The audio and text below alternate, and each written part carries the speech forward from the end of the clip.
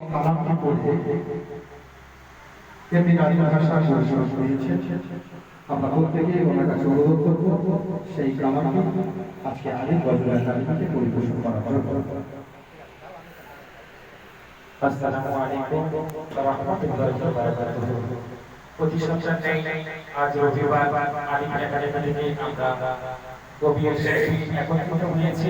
এখানে উপস্থিত আছেন স্বনামধন্য কবি শ্রদ্ধেয় কবি মনিরুজ্জামান এবং আলিম একাডেমির কর্ণধার এমডি আফতাবুদ্দিন এবং আদর্শ কবি শিল্পী বৃন্দগণ। তো যে গজলটি পরিবেশন করে আমি আপনাদেরকে সুনামধন্য অর্জন করেছি সে গজলটি আপনারা সম্মুখে পরিবেশন করে শোনাচ্ছি। কবি লিখেছেন,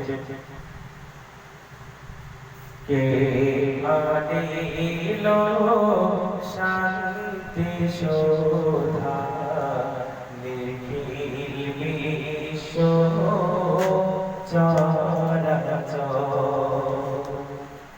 কে আনিলো শান্তি শোধা নিখিল বিশ্ব চরাচর, কে শোনালো প্রথম বাণী, কে শোনালো প্রথম বাণী, কোন শরীরে নেই খোদার, কে আনিলো শান্তি শোধা নিখিল বিশ্ব চরাচর,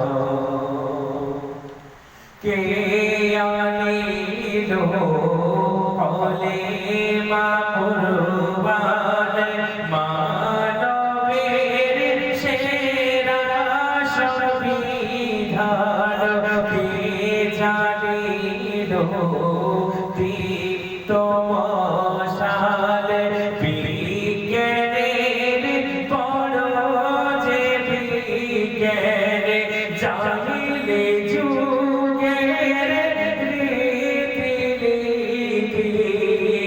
জানিলে যুগের রীতিনীতি,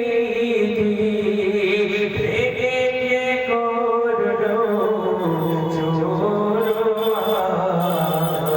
কে আনিলো শান্তি শোধা নিখিল বিশ্ব চরাচর, কে আনিলো নামাজ রোজা, কে কমালো পাপের বোঝা, কে করিলো সাম্যনীতি, সবাই সমান রাজা ও প্রজা, কে শেখালো ভ্রাতৃত্ববোধ, কে শেখালো ভ্রাতৃত্ববোধ,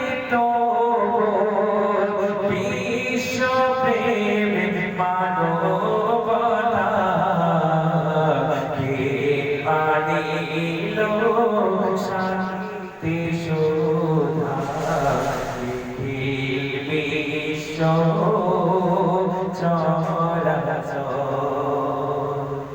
কে আনিলো মধুর আজান, যে আজানে জুড়াবে প্রাণ, কে বলিলো শোনো ইনসান, পিতা মাতার করিবে সম্মান, কে বলিল মহান প্রভু, কে বলিল মহান প্রভু, সিজদারি তিনি হকদার, কে আনিলো শান্তি শোধা নিখিল চরাচর।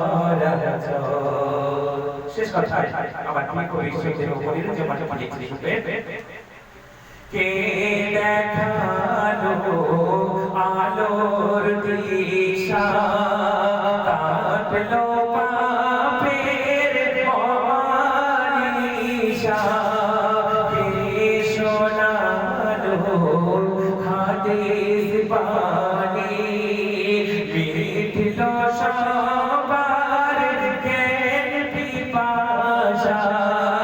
ধন্য কবি মনিরুজ্জামান, ধন্য কবি মনিরুজ্জামান,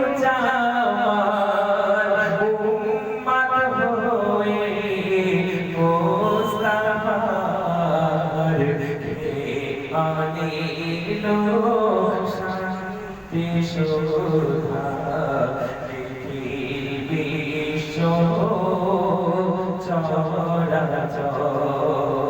কে শোনালো প্রথম বাণী, কে শোনালো প্রথম বাণী, কোন শরীর নেই খোদার, কে আনিলো